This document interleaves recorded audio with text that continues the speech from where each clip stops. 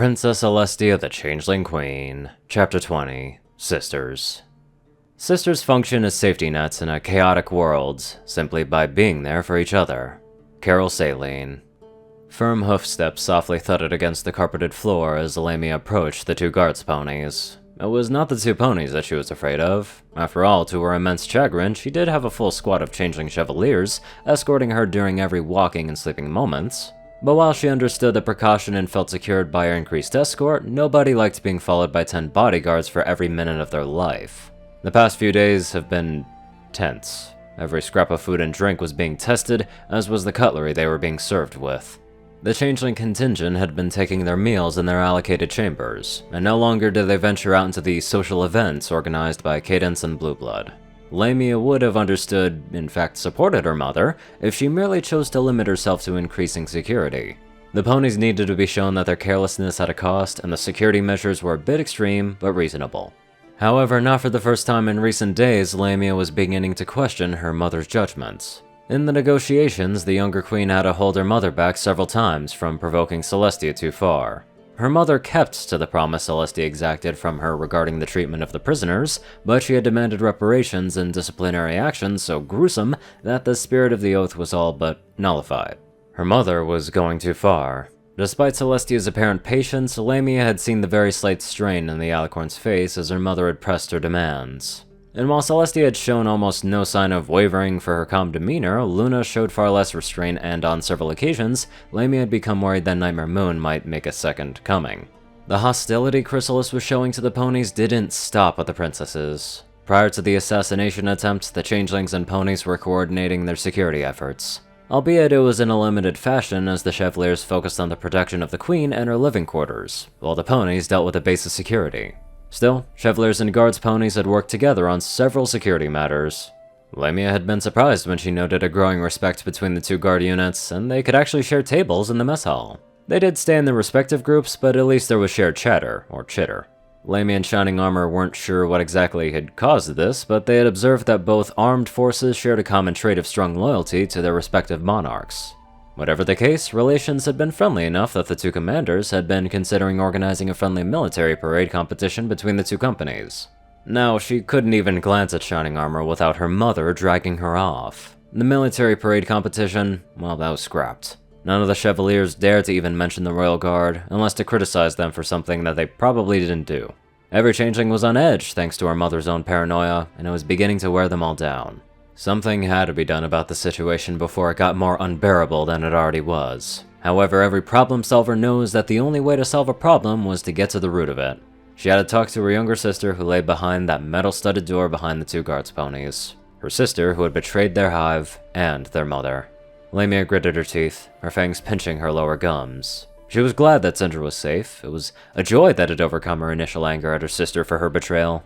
But that joy gave way in light of the revelation of the Equestria First terrorists. Now Lamia had hundreds of questions, and she could not so easily suppress the hurt and the anger that came within Sindra's betrayal. This talk was long overdue. So, without her mother knowing, Lamia had asked Celestia if she could speak to her sister. To her relief, the Alicorn had immediately granted her permission and told her the location of the room. However, the eagerness in Celestia's voice made it appear as if the Alicorn actually wanted Lamia to talk to her sister. The question then was, why would Celestia encourage this? The young changeling queen shook her head. Trying to get into that alicorn's head was like attempting to navigate a maze without an end. Besides, Sindra came first. As she drew nearer to the two guards, Lamia noticed the two ponies warily tightening their grasps on their spears. Good. It appeared that Celestia's scolding had put the royal guard on edge. I would like to speak to my sister, said Lamia. Privately. The guards glanced at each other before nodding at the same time. Her Highness Princess Celestia has granted you permission to visit your sister, but you must not bring your guards in with you, said the senior guard. Lamia blinked at the stoic reply. I consent to your terms as long as you allow my guards to check the room first, said Lamia. The two guards nodded, so Lamia lifted her hoof to signal her chevaliers to stand by. The lead guard knocked on the door 3 times in quick succession. After a pause, Lamia heard 2 knocks from the other side of the door, and it swung open to reveal 2 more gold-clad guards ponies. Warily, 4 of the Chevaliers entered the room first, while Lamia and the rest remained outside. About a minute later, the Chevaliers trotted out along with the 2 royal guards stationed inside of the room and told Lamia that the room was safe. With nothing stopping her from entering the door, Lamia took a deep breath to steel herself and slowly limped in. Once inside, Lamia blinked as she was met with a rather dimly lit room. The only light came from the open door behind her and the gaps between the single window's curtains.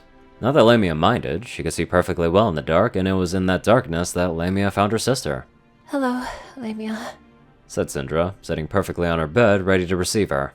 It didn't hide the slight tremble in Sindra's eyes or the tear stains Lamia could see on her sister's cheek.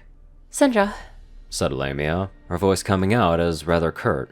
The Changeling Queen groaned inwardly and cleared her throat with a cough. May I sit with you?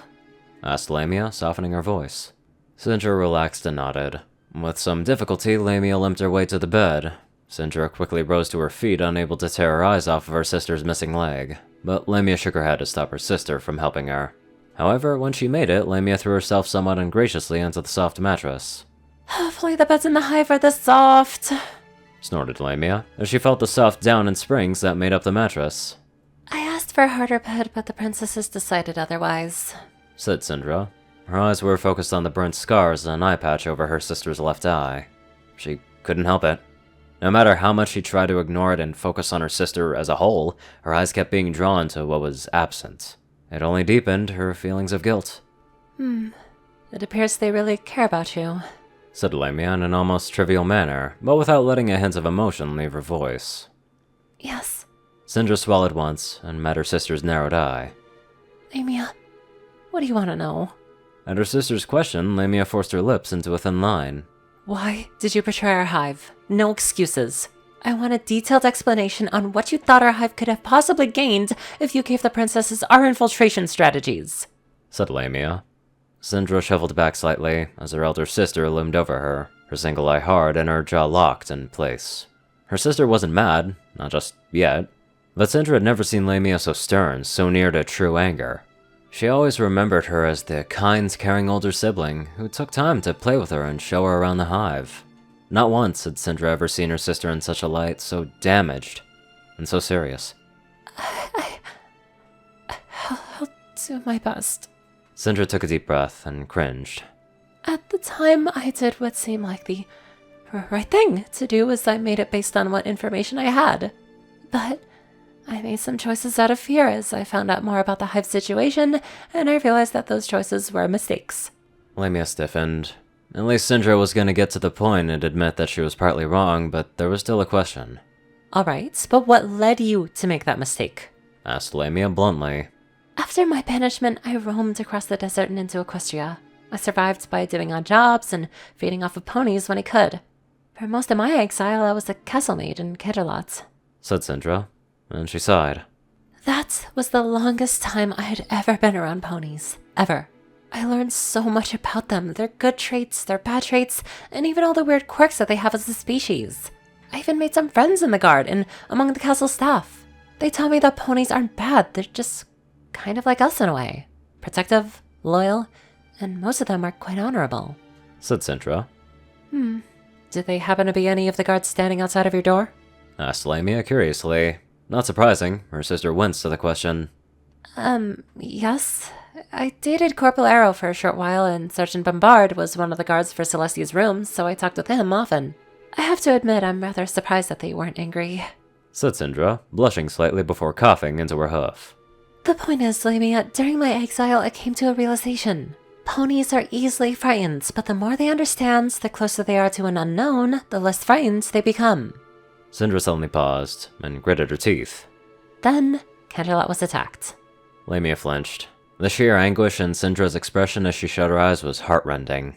She didn't want to put her sister through this recollection, but Lamia needed to know. Their family couldn't continue like this anymore. After the hive's failed invasion, the pony guards discovered me, threw me into a prison, and then into an interrogation room facing Princess Luna and Celestia. I thought I was gonna die. They were saying that Mother had nearly killed Celestia after all. So I tried to appeal to the pony's better nature by telling a partial truth, that I left my hive and didn't take part in the invasion. Except it didn't work. Celestia realized almost immediately that there had to have been a reason why I was without a hive. I had admitted to her that I had been exiled, but she somehow deduced that I was Queen Chrysalis's daughter. Lamia's eye widened in horror as she raised her only leg to cover her mouth. Sindra closed her own eyes for a moment as if recovering from her confession. You shouldn't have told them that you were exiled. Most changelings aren't exiled after all. But how did she find out? You look... well, you have our mother's eye shape and color, but you aren't a queen! Exclaimed Lamia. I don't know, but something strange happened after that. Syndra opened her eyes to look into her sisters. Despite the shaky fear in her voice, the young changeling spoke in a slow, clear manner. When Celestia found out, she was angry, furious even. I honestly thought that I was going to be roasted alive. Except... Lamia cocked an eyebrow. What? She let her anger go. She allowed me to escape the interrogation area and asked for me to meet her later in her chambers. Said Syndra. Jaw agape, Lamia stared at her sister. But why? I don't know why. I was just grateful that she didn't decide to incinerate me. I ran away. I wanted to put as much distance from Canterlot as possible. Said Syndra. The younger changeling crossed her hooves and averted her gaze. But then I realized I couldn't run. So, I went to her chambers. Said Syndra in a resigned tone. Everything's a gamble at this rate. The hopes of maybe talking will eventually help them out in some way, but then again, probably not. Man, it is such a guessing game. Anywho, let's get on to our very sweet donators. Top donators are 630, Peter Coulthard, J Tinman, Darkside, Only One Thing, and Twinkie. Rayden, Narwhals, Black Moonheart, Pastel Skies, Austin Rollins, Crazy Killer 557, Stu Hex, Sword Brother and Mordred, Omicron Larray, Will, Chris, Dospo, Delta Omega, Jack Hatch, Roselife 9852, Mad Met Stan, Leslie Prickett, Drake Lovedragon, Hudson Omen, Stephen Bingham, Linegut 12, Sorcerer Constantine, Hudzaza, Conver, many more fantastic people. Thank you all so much for watching this video and live life to the fullest.